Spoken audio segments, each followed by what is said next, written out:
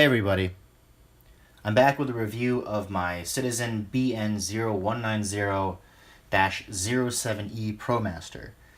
And I mentioned before I'm not really the biggest Citizen fan and how I had recently gotten a Citizen BN0150 and that had sort of changed my mind, at least with regard to these Promasters. And that is still true. I recently got this BN0190 and I really like it a lot.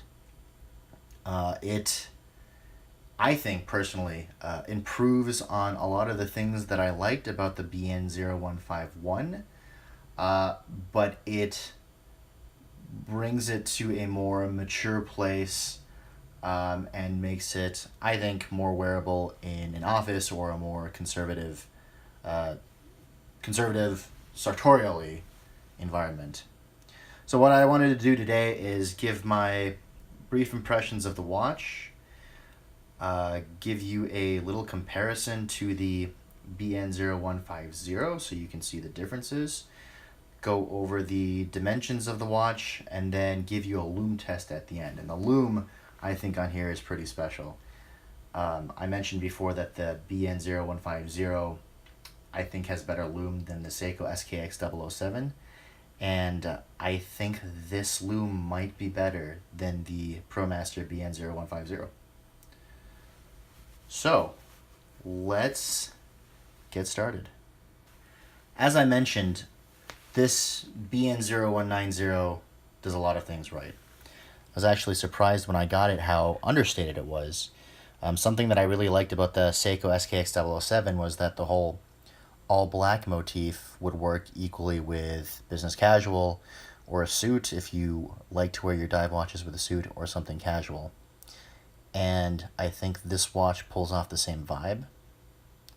What I really liked was the side of the case. So I'd mentioned before, one of my criticisms of the BN0150 is that it didn't have brushed surfaces next to polished surfaces. And as you can see here, the lugs are brushed, and then it has sort of a beveled edge here that's polished, and then the side of the case is brushed. So it keeps that tool watch look, but it adds a little more interest. Something you'll also notice is that the case curves nicely at the side, but if you look at it from the top, it has a little bit more of a squared off look, and I think that adds to the tool watch vibe while keeping it very comfortable. And as you can see, I've got it on a Hadley Roma oil tan leather strap, which I know some people don't really like leather straps on dive watches, and I get how it doesn't make sense. But in this day and age, people wear stainless steel bracelets with their watches and suits, and I think those sartorial rules have relaxed somewhat. Here on this side, you can see that the case is also sort of angular, and again, I think it makes it a lot more modern. It's a very different feel from the BN0151. I think it makes it a little bit more masculine, a little bit more tool watch, and I think it's really interesting. Similar to the BN0151, the crown is signed here too, and I believe they use the same movement, which is a Citizen E168. This thing has been keeping super accurate time for me, so I'm thinking, within 4 or 5 seconds a month, and I've been very happy with it. The bezel, and I know that was one of my criticisms of the BN0151. The BN0151 had jimping that was limited around the bezel. Actually, let me just show you.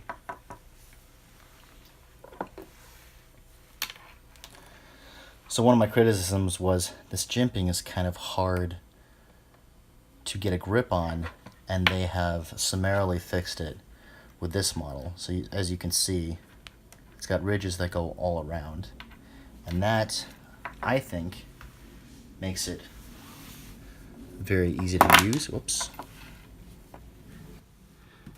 And similar to the BN0151, it's a 60 click bezel. It's not as smooth as you'll find on a 120 click bezel like the SKX007, but it lines up perfectly, as you can see. It does have the click that I mentioned earlier that a lot of people in the forum seem to complain about on the BN0151. So if you click on the bezel,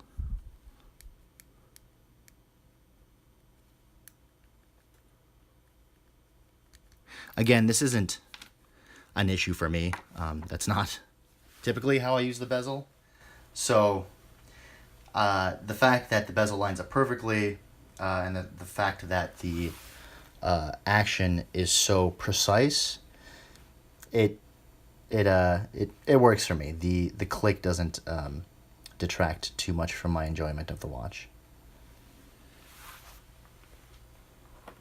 Dimensions wise, it's a little bigger than the BN0151.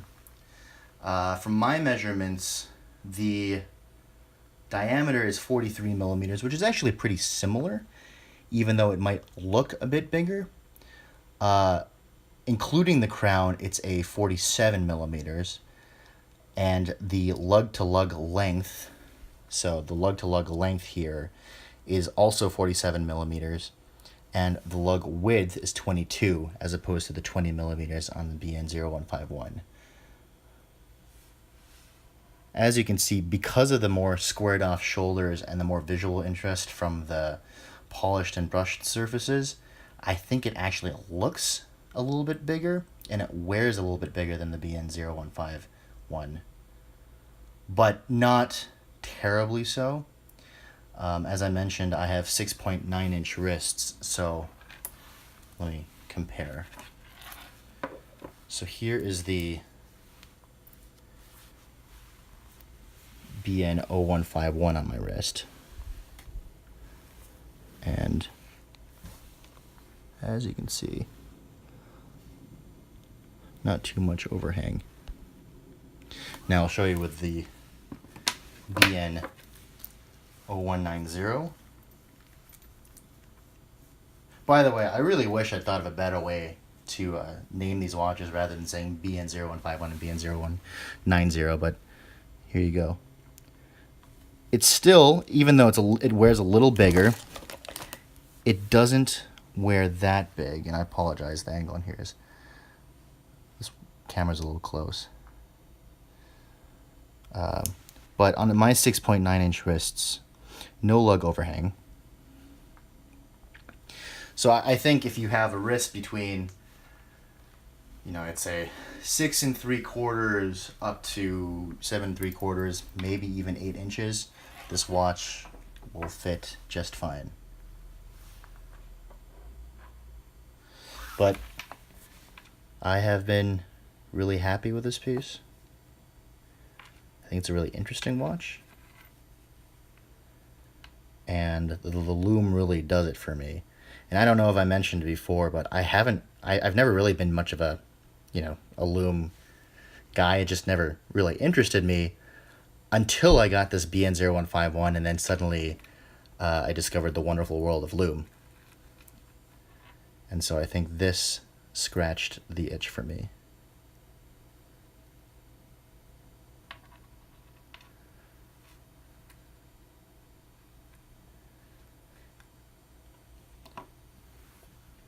Anyway, I apologize for kind of how out of order this review was. I wanted to do a comparison / review, and I kind of just went at it.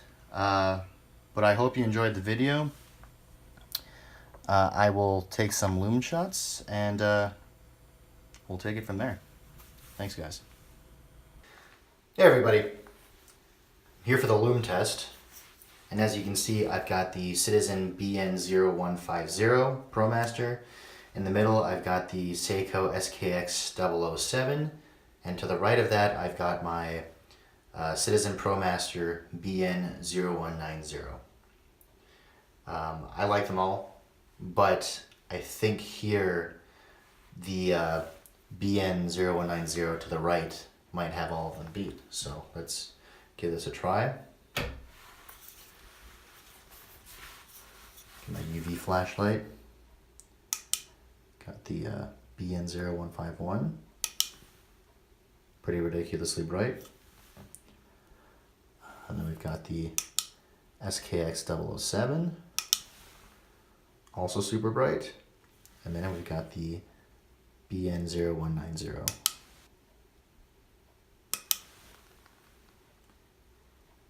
To my eyes, it looks like the BN0190 is a little brighter, but let me give them all a charge.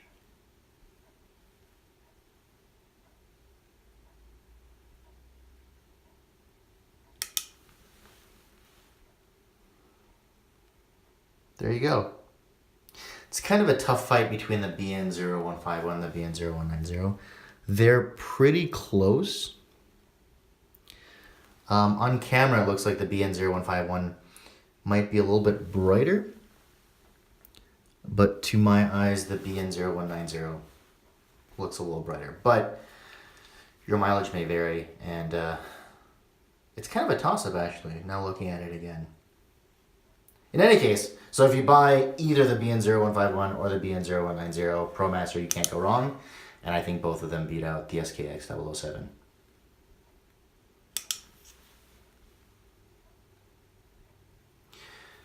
Well, thanks for watching, guys, and I will catch you next time.